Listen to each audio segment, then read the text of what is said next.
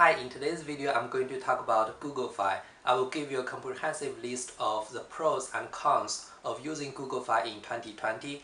I will share with you my experience of what works and what didn't work.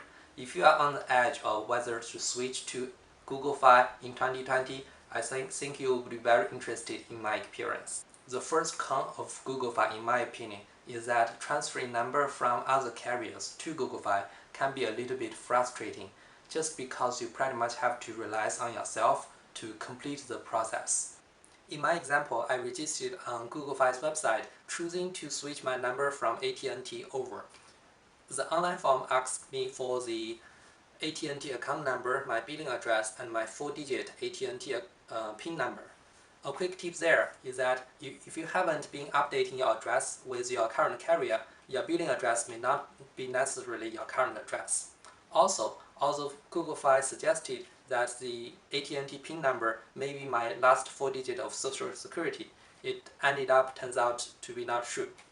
3 days later, I received this package, SIM card package from Google Fi, and just following the instructions inside, the activation was quite successful. However, the app got stuck at the stage of transferring my number and just tell me to wait. Long story short, this process took me more than 12 hours, and of course I wasn't able to use my phone during this time. I just hope that this number transferring process can be a little bit more transparent to the customer, so that customer would know exactly what is going on during this period. One of the surprises after I started to use Google Fi service is about the voicemail. That is, the voicemail is no longer easily accessible in the phone app. If I go to where I normally see my voicemail, I will now have to call my voicemail and navigate using numbers, which is very inconvenient. The easier way to do it would be to do it in the Google Fi app. It's just something that I have to adjust to. I would not necessarily call it as a con, but something I felt neutral about. So there you have my complaints.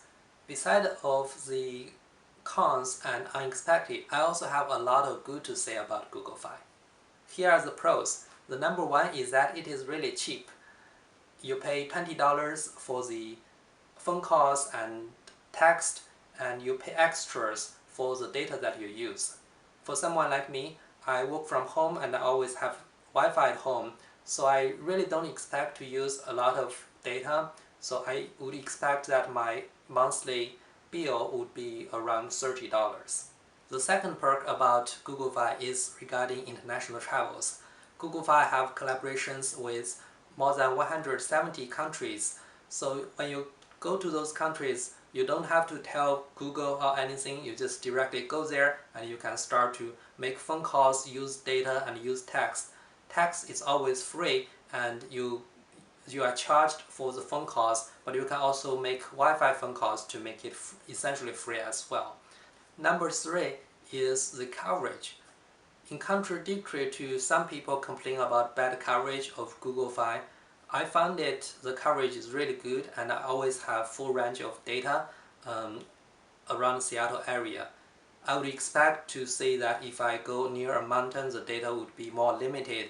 However, it's pretty much expected for every mobile phones, and I'm using iPhone, so I can only use T-Mobile data from Google Fi, but I didn't find that limiting at all. It's just at least as good as T-Mobile. Number four is that Google Fi have a really easy to use app. It's very easy to manage your account, manage your data. Number five is that the customer service representative from Google Fi is so easily accessible.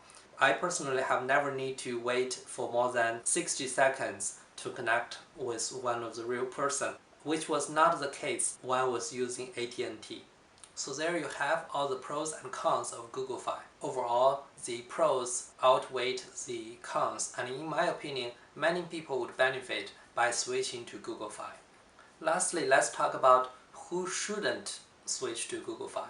In my opinion, two types of person would not benefit from switching to Google Fi. The first one is that if your current mobile bill is less than $40, then the saving benefit is marginal. Second, if you use 10 gigabytes of data on your mobile monthly currently, then maybe Google Fi is not a good option because there are other carriers that provide you with real unlimited data with cheaper price. I hope what I'm sharing with you is helpful, and if you decide to switch to Google Fi, please use my link to register and we will both get $20 referral bonus from Google.